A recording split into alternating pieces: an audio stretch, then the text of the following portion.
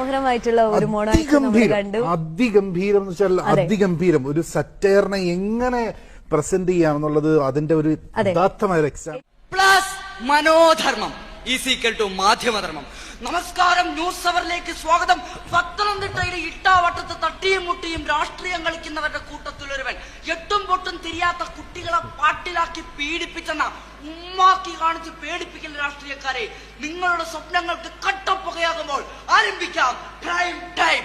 ഓ എന്താന്ന് ഉണ്ണി ഒന്നും തിരിയില്ലല്ലോ. അത് പറയൂ പറയൂ മിസ് പറളി തങ്കമ്മ, എന്താണ് അവിടെ യഥാർത്ഥത്തിൽ സംഭവിച്ചത്?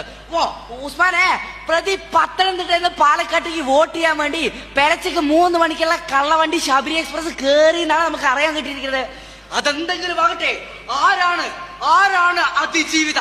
ഓ ഉസ്മാനെ, തൊട്ടാ പൊട്ടാത്ത ഇംഗ്ലീഷ് മുട്ട എന്ന സിനിമയിലെ അഭിനയത്തിന് ഓസ്കാർ അവാർഡ് കരസ്ഥമാക്കിയ, പേര് വെളിപ്പെടുത്താൻ ആഗ്രഹിക്കാത്ത അണ്ടിപ്പുള്ളിക്കാവ് ശാന്തയ്ക്കാണ് ഈ ദുരനുഭവം ഉണ്ടായിരിക്കുന്നത്. കഷ്ടം കഷ്ടം കഷ്ടം.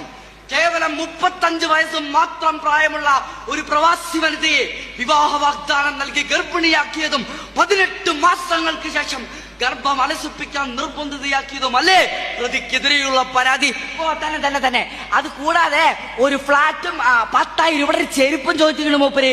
ഈ കാട്ടിക്കൂട്ടിലൊക്കെ കൂടെ കണ്ടപ്പോഴാണ് ഇതൊരു പീഡനമായിരുന്നു എന്ന് അവർക്ക് മനസ്സിലാവുന്നത്. ഇതാ നമുക്ക് ഇപ്പോൾ കിട്ടിയ വാർത്ത. പാലക്കാട്ടെ ഹോട്ടലിൽ ഒളിവിൽ താമസിക്കുന്ന പ്രതി അവിടുത്തെ കക്കൂസിൽ നിന്നും ഇറങ്ങി വരുന്ന ദൃശ്യങ്ങളാണ് നമ്മളിപ്പോൾ തത്സമയം കണ്ടുകൊണ്ടിരിക്കുന്നത്. നീലപ്പാണ്ടും മഞ്ഞ ഷർട്ടും അണിഞ്ഞ പ്രതി അടിവസ്ത്രം മാറ്റിയിട്ടില്ല എന്നാണ് നമുക്ക് മനസ്സിലാക്കുന്നത്. ഓ ഉസ്മാനെ, ഇത് ആദ്യമായി കണ്ടത് നമ്മുടെ ക്യാമറാമാനാണെന്ന്. പീഡനം നടന്ന ഹോട്ടൽ മുറിയിൽ ക്യാമറാമാൻ കൊണ്ടോട്ട് സുപ്രിയോടൊപ്പം കടിക്കാച്ച് പാത്തുമ്മ, പത്തനംതിട്ട. ഇതാ നമുക്ക് എന്താണ് സ്ഥലം, MP ഇതിനെ കുറിച്ച് എന്താണ് പറയാനുള്ളത് നോക്കാം. ആരാ നിങ്ങളൊക്കെ? ആളാകാൻ വരരുത്. Don't try to play fool with me Suresh, it is very bad. MP ആണത്രേ MP. ചോദ്യം ഇഷ്ടമായില്ലെങ്കിൽ ഇദ്ദേഹത്തിനും പറയാമായിരുന്നില്ലേ കടക്ക് പുറത്ത് എന്ന്? അതുമല്ലെങ്കിൽ ഒരു പ്രത്യേകതരം ആക്ഷൻ കാണിക്കാമായിരുന്നില്ലേ? സൗകര്യമില്ല. അത് ചിലപ്പോ തൃശ്ശൂരിലെ പുണ്യാളിലെ കിരീടം വെച്ച പോലെ ആകും. ഈ തൂലിക അക്ഷരശക്തിയാണ്, പൗരസ്വാതന്ത്ര്യമാണ്, സത്യത്തിന് വേണ്ടിയുള്ള പടവാളാണ്. മുനയൊടിഞ്ഞ ഈ തൂലിക എനിക്ക് വേണ്ട, അരുത്. അനേകം ധീര ദേശാഭിമാനികളെ എന്തിയ തൂലികയാണിത്.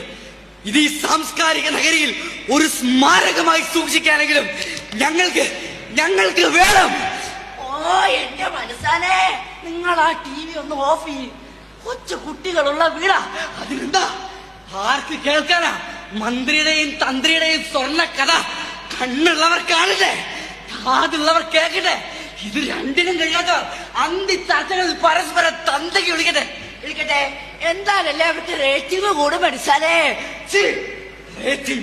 റേറ്റിംഗിന് വേണ്ടി പാവപ്പെട്ടവന്റെ പച്ചമാംസം ഇറച്ചിക്കടയിലെ എച്ചിൽ പട്ടികളെ പോലെ വലിച്ചു കീറുന്ന മാധ്യമ സംസ്കാരം. പണ്ട് കവലകളിലെ ചായക്കടകളിൽ ഒരു കൈയിൽ ചുടു ചായയും മറുകൈയിൽ പത്രവുമേന്തി ഇന്ത്യ പാകിസ്ഥാൻ യുദ്ധം വരെ ഞങ്ങൾ ചർച്ച ചെയ്യുമായിരുന്നു. എന്നാൽ ഇന്ന് ഈ TV ചാനലുകളിലെ AC മുറികളിലിരുന്ന് പരസ്പരം തന്തയ്ക്ക് വിളിക്കുന്നത് കാണുമ്പോ ഞങ്ങൾക്ക് അറപ്പാ. You are right. ആടിനെ പട്ടിയാക്കി ആ പട്ടിയെ പേപ്പട്ടിയാക്കി തല്ലിക്കൊല്ലുന്ന നവമാധ്യമ സംസ്കാരം കഷ്ടം.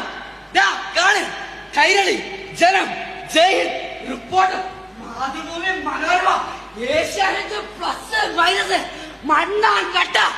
ഇതിലാരെയാ നമ്മൾ വിശ്വസിക്കുക? എല്ലാം വിളിച്ചു പറയുന്ന ഈ വിക്കി പട്ടിയോ? ഇവിടെ എന്റെ പടയെ പോക്കറ്റ് റേഡിയോ. നാട്ടിലങ്ങും പാട്ടായി, വീട്ടിലിരിക്കാൻ പറ്റാണ്ടായേ. നന്ദി, നമസ്കാരം.